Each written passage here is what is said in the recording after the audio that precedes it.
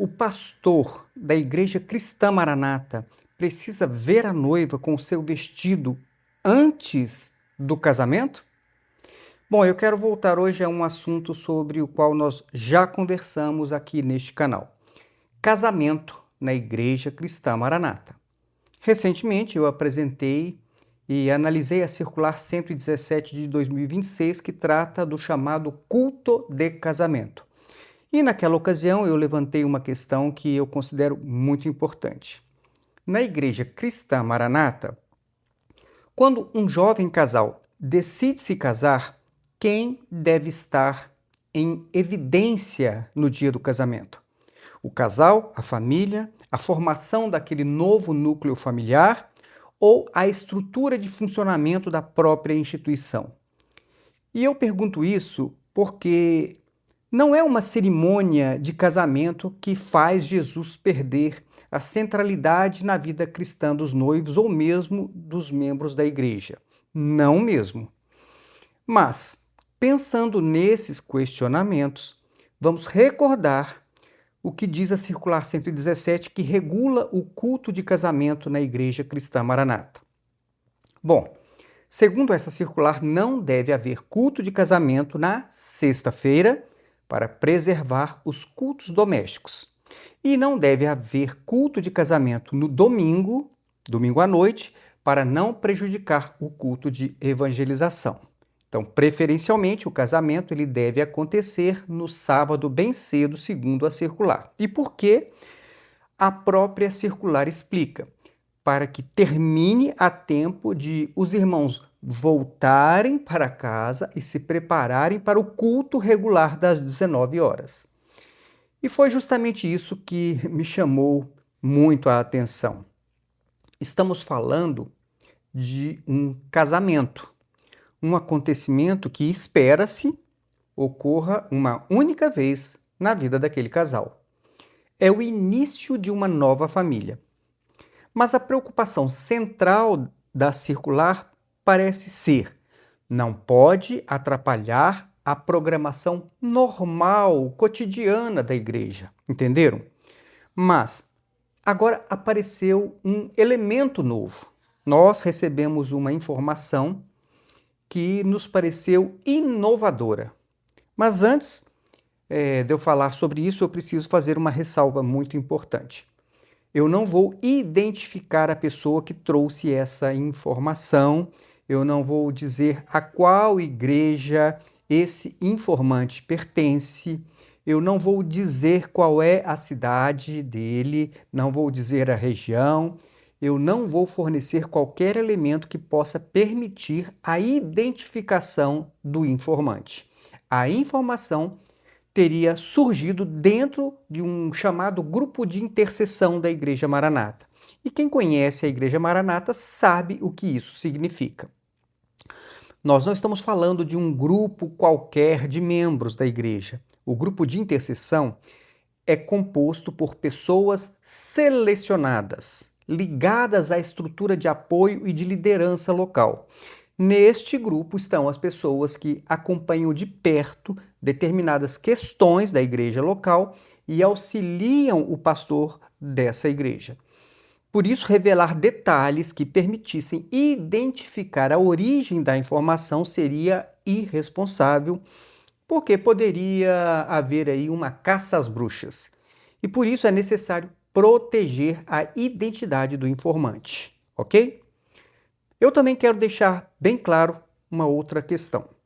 O que eu vou apresentar agora é um relato, não é uma circular, não é uma determinação escrita que eu tenha aqui em mãos. E por isso eu não estou dizendo que a Igreja Cristã Maranata determinou que seja assim.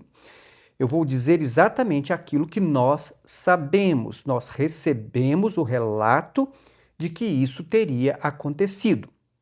E se a liderança entender que a informação não corresponde à verdade ou que essa prática não é admitida pela igreja, esse canal está aberto para esclarecimentos.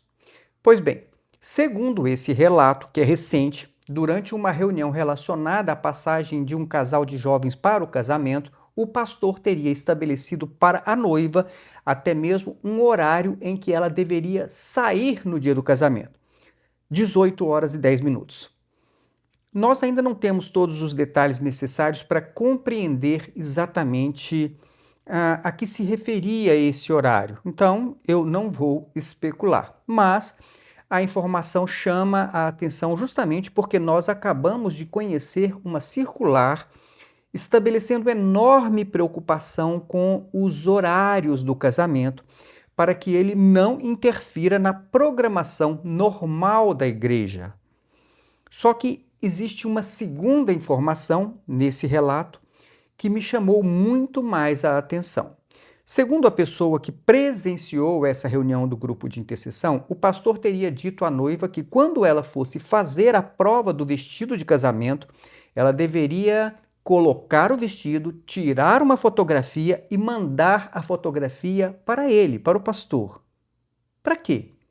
Para ele aprovar.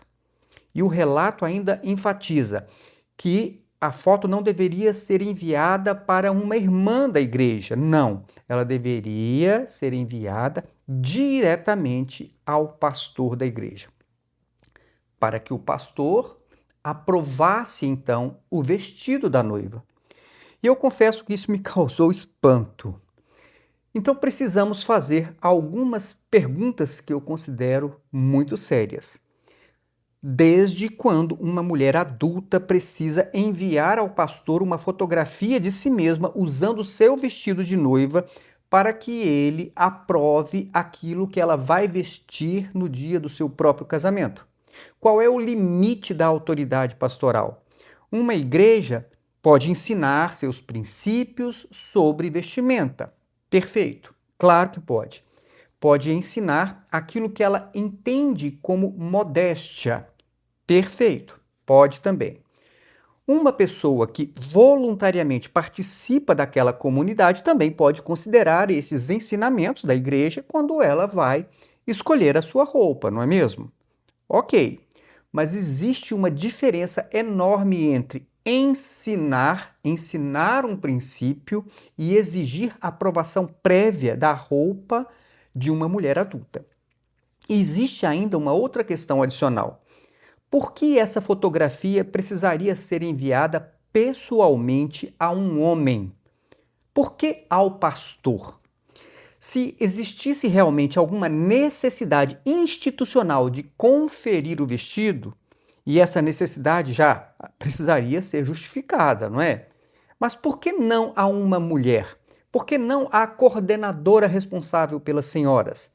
Por que não a alguém da própria família da noiva? Ora, existe uma pergunta ainda mais simples que nós podemos fazer. Por que não ensinar aquilo que a igreja entende como adequado e confiar na própria noiva, que é uma crente, não é? Porque nós estamos falando também de uma mulher adulta. Ela vai se casar. Nós estamos falando do vestido dela. Nós estamos falando do casamento dela. Nós estamos falando do corpo dela. E estamos falando de uma decisão extremamente pessoal. Normalmente, a noiva quer fazer surpresa sobre o seu vestido até o grande momento em que ela vai aparecer na porta da igreja. Não é assim? Então, onde termina o aconselhamento pastoral e onde começa o controle da vida privada? Mas quem conhece a história dos casamentos dentro da Igreja Cristã Maranata talvez perceba que essa informação não parece completamente isolada. Eu fui pastor da Igreja Cristã Maranata. Eu me casei na Igreja Cristã Maranata. E eu conheço essas práticas. Há muito tempo, o casamento dentro da Maranata possui características bastante particulares. Por exemplo, tradicionalmente, na Maranata, é claro, o pai da noiva não entra com a filha até a frente da igreja, da maneira que nós estamos acostumados em ver na nossa cultura ocidental. Na igreja Maranata, o pai da noiva só pode conduzir a sua filha até a entrada da igreja. E ali ela é entregue ao noivo. A partir dali, quem entra com a noiva na igreja é o próprio noivo. E alguém pode dizer: ah, mas isso é apenas uma tradição cultural, não existe mandamento bíblico dizendo que o pai precisa levar a filha até o altar. Sim, concordo. E também não existe mandamento bíblico dizendo que o pai precisa deixar a filha no portão da igreja ou na porta da igreja. Entenderam? Vejam bem, eu não estou transformando tradição cultural em mandamento bíblico. Não é isso. A questão é outra. Existe um simbolismo afetivo e familiar muito forte nesse gesto. Na nossa cultura, o pai acompanhar a filha naquele percurso representa uma transição. Não é uma questão de propriedade da mulher, não é isso. Também não significa literalmente que uma mulher esteja sendo transferida de um homem para outro. Também não é isso. Mas existe ali um gesto familiar. Um pai que acompanhou aquela filha durante toda a sua vida até aquele dia, caminha com ela até o exato momento em que o vínculo familiar dá lugar a outro vínculo familiar. Uma nova família está sendo constituída a partir daquele momento. É o encerramento simbólico de uma etapa e o início de uma nova etapa. Entenderam? Mas, na prática da Igreja Maranata, esse momento acontece praticamente fora da cerimônia, da porta para fora. O pai só chega até a porta e fica ali. E a noiva, ela entra na igreja com o noivo. Existe até uma peculiaridade física nisso. A igreja, a congregação, normalmente está voltada para frente. Então, para acompanhar aquele momento em que o pai leva a filha até a porta, as pessoas elas precisam então se virar. O grande momento visível para toda a congregação acaba sendo o noivo entrando com a noiva. Mas eu vou reforçar. A igreja pode sim estabelecer a sua liturgia. O casal que escolhe realizar aquele culto dentro da ICM, da Maranata, evidentemente concorda com essas regras. Mas precisamos perceber um padrão. A liberdade para personalizar aquele momento, ela é bastante reduzida. E isso aparece também na fotografia e na filmagem do casamento. Quando eu me casei na Igreja Cristã Maranata, não era permitida a filmagem da cerimônia. Deus proibia isso. Hoje parece que Deus mudou de ideia sobre isso. A revelação mudou e agora as filmagens são admitidas. Mas continuam existindo orientações para os fotógrafos e para os cinegrafistas. O pastor conversa com esses profissionais e estabelece onde eles podem ficar, por onde eles podem circular e quais os movimentos eles não devem fazer para não interferir no culto. E alguém novamente poderá dizer: mas isso não é razoável? Sim, um fotógrafo não pode ficar atravessando na frente de todo mundo de qualquer forma, não é? Mas será que um profissional experiente não sabe como proceder neste caso? Bom, mas eu não estou aqui propondo uma avaliação de cada regra isoladamente. Eu estou olhando para o conjunto, porque quando nós juntamos as peças, então começa a aparecer uma determinada concepção daquele casamento. O pai não participa da entrada, como normalmente aconteceria na nossa cultura. O fotógrafo precisa se adequar rigorosamente à liturgia. A filmagem, historicamente, já foi proibida por Deus. O dia precisa se adequar à agenda da igreja. O horário precisa se adequar à agenda da igreja. A cerimônia precisa terminar a tempo de que as pessoas possam voltar para casa e se preparar para o culto das 19 horas. E agora nós recebemos um relato segundo o qual até o vestido da noiva teria de ser fotografado e submetido à aprovação prévia do pastor. Então eu volto à pergunta: para quem é esse casamento? E aqui existe uma informação institucional importante. A própria Igreja Cristã Maranata não trata aquilo em sentido religioso simplesmente como uma cerimônia de casamento. Ela utiliza a expressão culto de glorificação pelo casamento.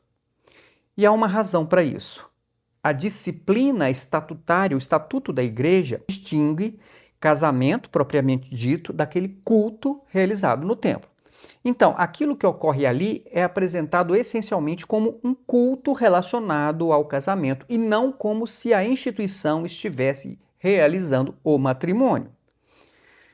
Essa distinção ajuda a compreender muita coisa. Porque se a prioridade é o culto, então todas as demais coisas acabam sendo subordinadas à lógica desse culto. A entrada, a fotografia, a filmagem, o horário, a música, a movimentação e até a experiência dos próprios noivos. Mas aí eu faço outra pergunta. Precisa realmente ser assim? Porque chamar aquilo de culto não faz desaparecer o fato de que, para aquele casal, é um dos momentos mais importantes de suas vidas. Não é um sábado qualquer. Não é um culto rotineiro. Aquela noiva não vai vestir aquele vestido novamente no sábado seguinte. Aquele pai vai entregar a filha em casamento novamente na semana seguinte. Aquelas fotografias talvez sejam mostradas aos filhos e aos netos daquele casal décadas depois. Aquele álbum será uma memória familiar. Aquela filmagem será uma memória familiar. E o culto das 19 horas? Haverá outro no sábado seguinte. E no outro, e no outro. E por isso me incomoda quando a instituição parece ocupar tanto espaço que o casal começa a desaparecer, mas a noiva começa a desaparecer. E eu quero voltar especialmente à noiva. Por quê? Porque se esse relato da fotografia do vestido estiver correto, talvez nós tenhamos ultrapassado uma fronteira importante. Não estamos mais falando simplesmente sobre a organização litúrgica. Estamos falando sobre uma mulher adulta precisar obter de um líder religioso masculino a aprovação da roupa que ela vai utilizar no dia do seu próprio casamento. E eu gostaria muito que a Igreja Cristã Maranata esclarecesse isso para nós. Essa é uma orientação institucional? Existe alguma circular? Existe algum manual? Existe alguma orientação aos pastores determinando que eles aprovem previamente o vestido das noivas? Se existe, apresente para que nós possamos analisar. Se não existe, então outra pergunta precisa ser feita. Um pastor possui autoridade para criar individualmente esse tipo de exigência na sua igreja local? E se não possui, o que a Igreja Maranata como instituição faz quando toma conhecimento disso? Essas perguntas são importantes porque a autoridade pastoral não pode significar autoridade ilimitada sobre a vida privada das pessoas. Pastor aconselha, pastor ensina, pastor cuida, pastor orienta, mas uma pessoa adulta continua sendo uma pessoa adulta. E existe algo que me preocupa ainda mais. Quando uma igreja cria uma cultura de autoridade ampla demais, às vezes o membro já não consegue distinguir entre o que é um ensinamento bíblico e o que é uma regra institucional. Quais perguntas deveriam ser feitas? Isso é uma preferência do meu pastor ou do presidente? Ou isso é simplesmente a opinião pessoal de alguém que ocupa uma posição de autoridade? Talvez essas sejam perguntas importantes que um cristão deveria poder fazer sem ser recriminado. Vejam bem, nós podemos também perguntar: onde está escrito isso na Bíblia? Quem mandou que seja assim? Qual é o fundamento bíblico para essas regras? E eu termino voltando, então, àquela jovem. Imaginem o que deveria significar esse momento para essa jovem. Escolher o vestido, olhar-se no espelho, imaginar o seu casamento, compartilhar aquele momento apenas com a sua mãe, com as suas irmãs ou com amigas muito íntimas que ela ama. E, segundo o relato que recebemos, no meio desse momento existe ainda uma outra preocupação. Eu preciso tirar uma fotografia e mandar para o meu pastor para ver se ele aprova. E se ele não aprovar? Bom, se isso realmente aconteceu, se é assim mesmo, eu acho que nós precisamos perguntar seriamente se não estamos confundindo cuidado pastoral com controle pastoral ou controle institucional. E talvez toda essa discussão sobre casamento na Igreja Cristã Maranata pode ser resumida numa pergunta muito simples. Quando dois jovens se casam na Igreja Maranata, de quem é esse momento? Da instituição? Do pastor? Do presidente da igreja? Da programação da igreja? Ou daquele homem e daquela mulher que estão começando uma família? Dizer que Jesus deve ser o centro do culto não responde aos nossos questionamentos, até porque não vai ser um culto diferente em uma data especial que irá deslocar a centralidade de Cristo na vida de um discípulo de Jesus.